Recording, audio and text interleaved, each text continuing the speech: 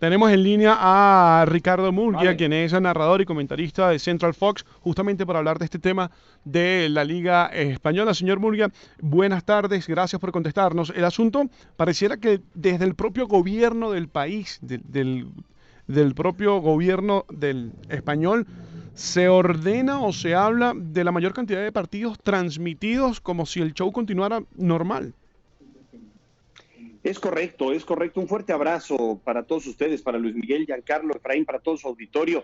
Pues sí, sí, la verdad es que, a ver, hay que tomar las cosas como son. Hay una preocupación gigante en el entorno del balompié europeo, tal vez en el entorno del balompié mundial, pero enfocándonos en el viejo continente y como ya me preguntas en España, pues hay una preocupación tremenda por la cantidad de dinero que se podría perder en caso de que no se reanude el torneo. Estamos hablando de un aproximado de 1.000 millones de euros en caso de que no se puedan o que no regrese a la actividad normal el fútbol. Esto sucedería, o los números son y valen para Italia, para España, valían para Alemania y para Inglaterra. Los alemanes, como bien sabemos, han tomado ya la delantera y bueno, pues el fútbol, el esférico ha vuelto a rodar. Pero en España es eso, y yo ahí comulgo con lo que tú comentas en torno a que el gobierno es el que está presionando, y para muchos, inclusive yo leía esta mañana a Didier Deschamps, pues es una auténtica irresponsabilidad la manera en la que se está manejando la situación en España y en Inglaterra, al igual que en Alemania, porque la curva en cuanto al COVID-19 no ha terminado por disminuir, y bueno, pues en el mundo del fútbol están haciendo a un lado esta situación, insisto, basados meramente en una cuestión de corte económico. Ricardo, ¿qué peso tienen los jugadores en cuanto a esto? ¿Qué capacidad tienen de influir en la manera como se va a jugar la liga de aquí en adelante? Bueno, yo creo que los jugadores tendrían, en caso de que manifestaran o mostraran un poco más de unión, muchísimo más peso. Tenemos el ejemplo de Kanté en... Nos hablaba un poco de cuál es la situación con respecto a los jugadores. Ya estamos retomando una vez más la conexión. Ricardo, nos hablabas del ejemplo de los jugadores en medio de esta situación de reanudar el fútbol en todo el mundo.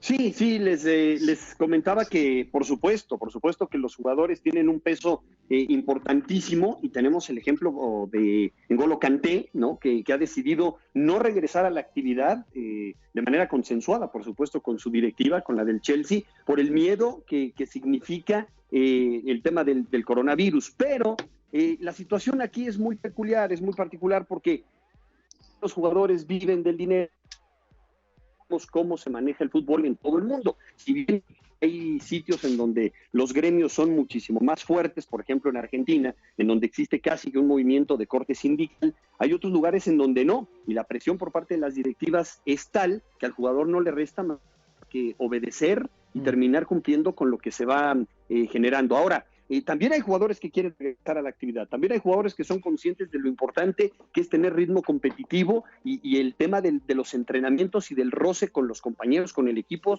y con los rivales. Entonces, hay que también ser muy conscientes que la carrera de un futbolista no es tan larga como la de un profesionista de cualquier otra disciplina. Y no me refiero al deporte, sino a un contador, a un administrador.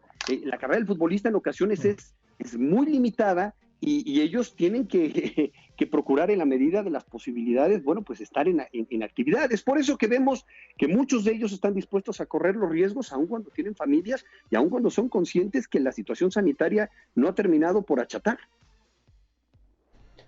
Ricardo, hay algo que me llama mucho la atención y creo que es más ruido. Alemania juega porque pareciera que todos obedecen y van a la misma línea. Es decir, le dijeron quédense concentrados una semana, y todos los jugadores, más allá de que quizás no les guste, lo hacen. En Italia se negaron.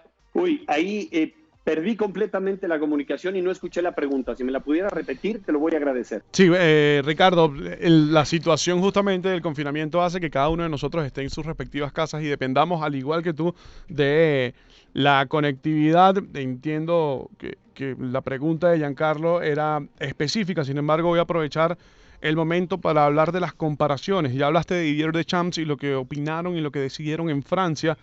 ¿Por qué hay países que siguen adelante mientras que otros sencillamente toman a la sanidad como el punto prioritario. ¿Cuál es la diferencia para esas decisiones con respecto al fútbol? Mira, yo creo que la situación aquí radica en la decisión gubernamental. Y ahí tendría que estar el meollo del asunto para con todos, ¿eh? O sea, es decir, yo te puedo hablar, por ejemplo, de lo que sucede aquí en México, la República Mexicana, en donde en definitiva, bueno, pues el gobierno ha bajado una directriz hacia la liga y en donde no se juega más. ¿Por qué? Porque los tiempos no dan, porque la situación no es apta, no va acorde a la realidad de sanitaria que se está viviendo. Yo lo que creo es que el fútbol en ocasiones ha perdido un poco este piso, y lo digo con todo respeto, y mira que nosotros comemos del fútbol porque estamos inmersos en este medio desde hace muchísimos años. El fútbol de repente trata de vivir un mundo paralelo y cree que es intocable, y en ocasiones se le olvida, le pasa por encima, incluso a cuestiones de corte social, porque ha sucedido y porque lo estamos viendo. Yo soy relator de la Champions League para Cono Norte, aquí en Fox Sports. Ricardo, ya para cerrar y agradecerte estos minutos, ¿era necesario volver de las formas como se están haciendo? Estamos viendo un desfile de lesionados, de lastimados. España debería tener los mismos motivos y preocupaciones, y también como que ha sido muy poco vistoso, muchos goles, muchos enredos, obviamente parte de la pandemia.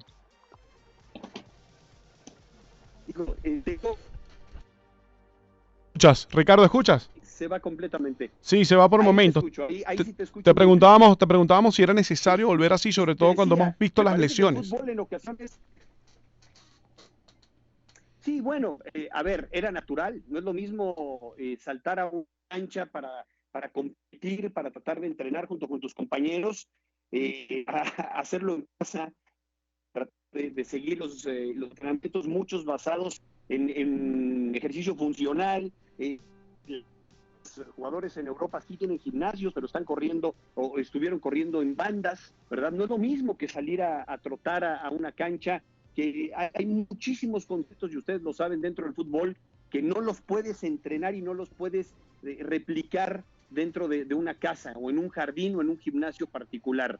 Entonces era de esperarse que muchos jugadores se lesionar, y yo tampoco, o sea, vuelvo a lo mismo para terminar el comentario anterior. Yo que estoy muy ligado al tema de la Bundesliga también en Fox Sports, bueno, es una realidad que nos genera alegría, sí, es una bocanada de aire fresco, pero que la situación es un tanto arriesgada y da la sensación que es una granada, que les puede explotar en las manos. Hay jugadores al momento sí lastimados, pero hay también una cantidad de incoherencias que no terminamos por entender, porque así como vemos en el banco de suplentes a gente con las mascarillas y dejando un espacio vital de 2 metros o 3 metros entre jugador, dentro de la cancha, pues se está jugando al fútbol.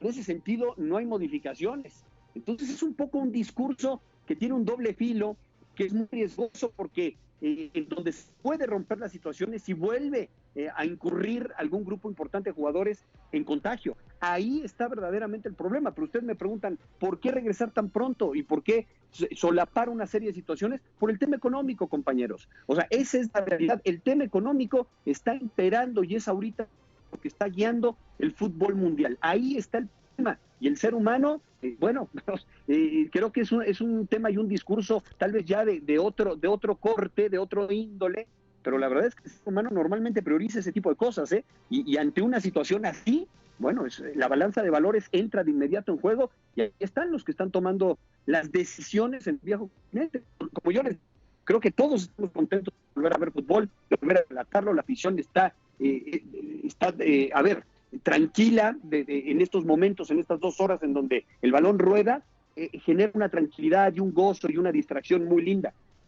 Ricardo, hay que ver las cosas como son. Ricardo, a mí me parece que el fútbol debió de haberse detenido todavía por un buen tiempo. Sí, la verdad es que muchas veces se contradicen lo que dicen los gobernantes contra los que deciden, los que luego se dedican a la actividad deportiva. Y como dices, impera el tema económico. Te agradecemos tu tiempo y tu disposición para conversar con nosotros esta tarde, Ricardo.